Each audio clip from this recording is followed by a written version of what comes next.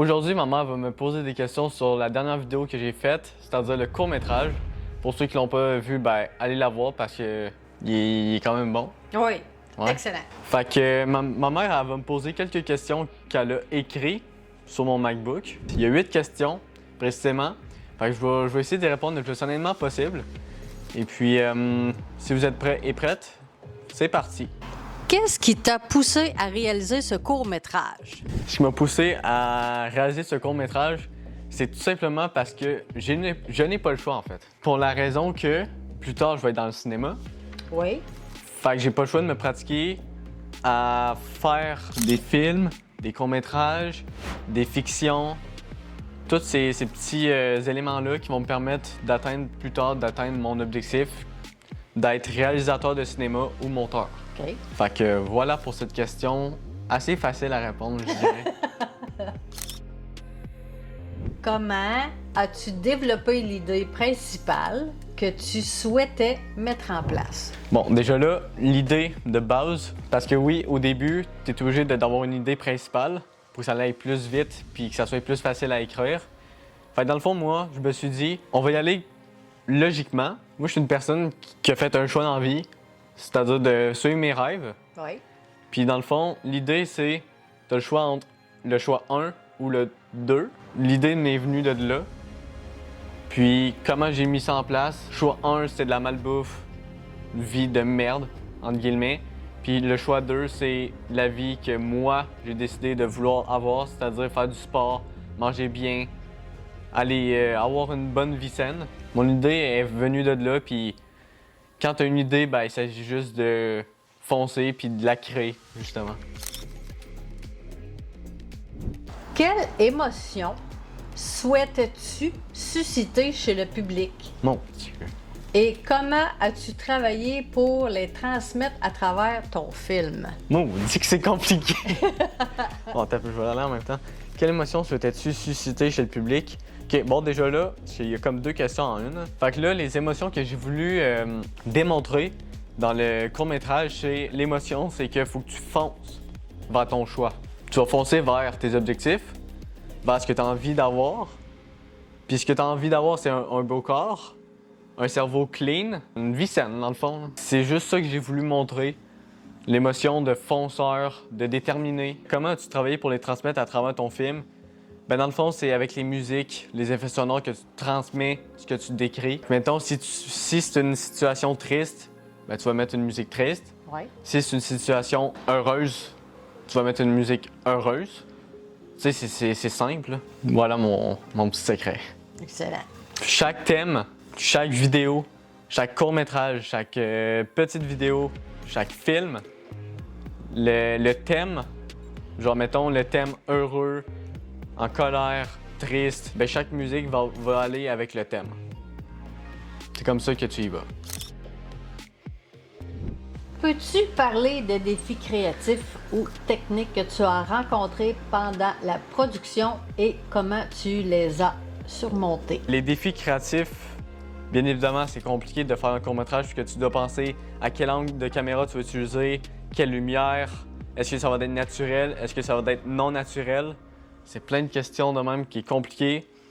Après ça, c'est quand tu as trouvé ton angle de caméra, puis que le deuxième angle de caméra que tu prends, bien, tu dois savoir quel mouvement que tu fais à quel temps précis. Peut-être que vous ne me comprenez pas ou peut-être que vous ne me suivez pas, mais quand tu es passionné de cinéma, tu sais automatiquement ce que tu dis puis ce que tu penses. C'est pas mal ça les défis créatifs, honnêtement.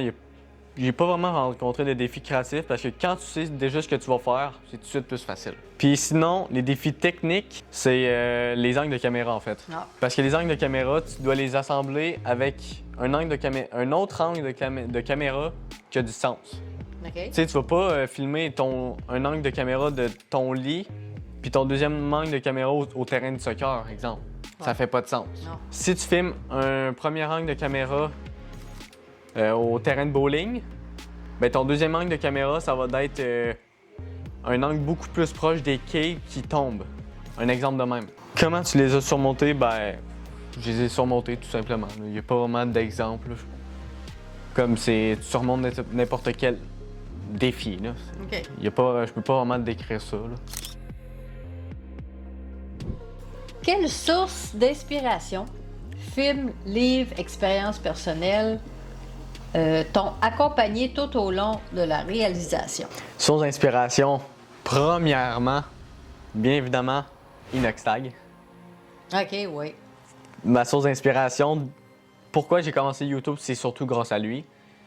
Puis grâce à Adam du Québec, qui est Inox est en Europe. Pas au Europe, mais en Europe. Puis niveau québécois, ben, c'est Adam, parce que lui aussi est dans le cinéma. C'est aussi grâce à lui que j'ai découvert l'univers du cinéma. Puis en même temps, ça me passionne depuis le jeune âge. Niveau livre, j'en ai pas du tout, parce que je lis presque pas. Mais je recommence à le lire, parce que c'est important pour les connaissances. OK. Puis expérience personnelle, ben en fait, ça va remonter à ma jeunesse, mais tu sais, quand j'étais jeune, là, je filmais toujours. Là. Tu sais, je disais toujours salut tout le monde, tu sais, tu t'en souviens. Oui. Fait que depuis que je suis jeune, en fait, j'ai la passion des vidéos. T'es né avec ça. Ouais. Sinon, les sources d'inspiration qui m'ont suivi pour la réalisation, ben c'est Inoxtag, là. OK. Comme les musiques, je me suis beaucoup inspiré de son documentaire. Beaucoup, beaucoup. J'espère que j'ai répondu au maximum à la question. Là. Oui. J'espère que ça Pour répond moi. à tes attentes. Oui. Oui. Comment as-tu choisi la musique et le son pour renforcer l'ambiance et l'impact émotionnel du film? Dans le fond, comme je l'ai dit dans une des questions en avant, ça y va avec le thème. Si tu as un thème qui est heureux, tu vas prendre une musique heureuse. Si t'as un thème qui est un thème qui est concentré, qui est motivante, ben, tu vas prendre une musique qui est motivante. Oui. Tu sais, exemple, tu vas pas prendre une musique triste alors que le sujet il est content. Ça fait pas de sens. Non.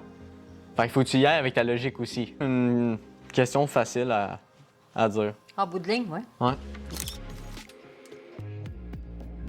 Comment savoir où bien placer angle de la caméra? En fait, encore une fois, c'est plus un instinct de feeling. Tu sais, comme là, je vais bouger la caméra, mais mettons, exemple, si ton feeling, c'est de mettre ta caméra d'un côté comme ça ou d'un autre, c'est toi qui vas le savoir. Tu sais, c'est un peu bizarre comme réponse, mais il n'y a pas vraiment de savoir-faire. C'est plus un instinct de feeling. À un moment donné, tu vas te dire OK, il est bon cet angle-là. Il est bon. Tu sais, tous les angles de caméra que dans le court-métrage, c'est tous des angles que je me suis dit OK, ouais, il est pas pire. Puis là, t'ajustes un peu le zoom, le flou, parce qu'il faut pas que ça soit flou. Parce que, mettons, que ça fait ça de même, ben là, c'est pas agréable. Non. Mais si on est comme ça, c'est beau, c'est clean.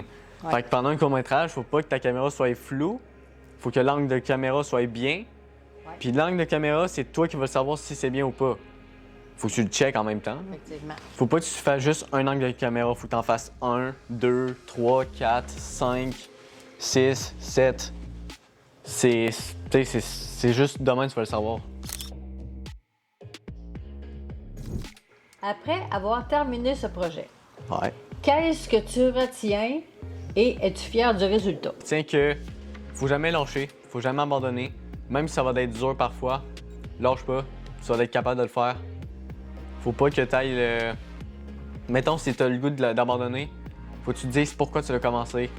Qu'est-ce qui t'a fait envie de commencer cet objectif-là ou cet accomplissement-là? Faut que tu te dises dans ta tête pourquoi je l'ai commencé. Qu'est-ce qui fait en sorte que cet objectif-là est passé en premier avant toutes les autres? Ah, c'était beau ce que j'ai dit. Ouais. Ah, c'était beau ça. Puis, est-ce que je suis fier du résultat? Les monteurs vidéo, pour ceux qui vont me suivre, pour ceux qui me suivent, les monteurs vidéo vont être d'accord avec moi.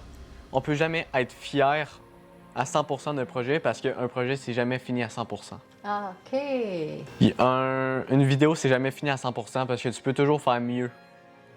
Parce que ton expérience, là, tu peux toujours l'améliorer. Ton niveau d'expérience, ton niveau d'apprentissage, ton niveau de connaissance, tu peux toujours l'améliorer. Est-ce que je suis fier du résultat? Oui, je suis fier, mais pas à 100% parce que je sais que je peux l'améliorer encore plus. OK. C'était un petit débrief du court-métrage que j'ai fait. Si vous avez encore des questions un peu plus personnelles que vous avez à me poser, n'hésitez pas à les dire en commentaire. Ça va me faire un grand plaisir d'y répondre. Parce que c'est pas toujours qu'on voit un Québécois faire un court-métrage. disons qu'au Québec, on est un peu mis de côté en comparé aux Européens. Oui. Si mon contenu vous plaît, n'hésitez pas à vous abonner puis à activer la cloche. Ça me fait vraiment plaisir de voir ça. Puis on est rendu 341 abonnés. Merci infiniment, je l'apprécie beaucoup.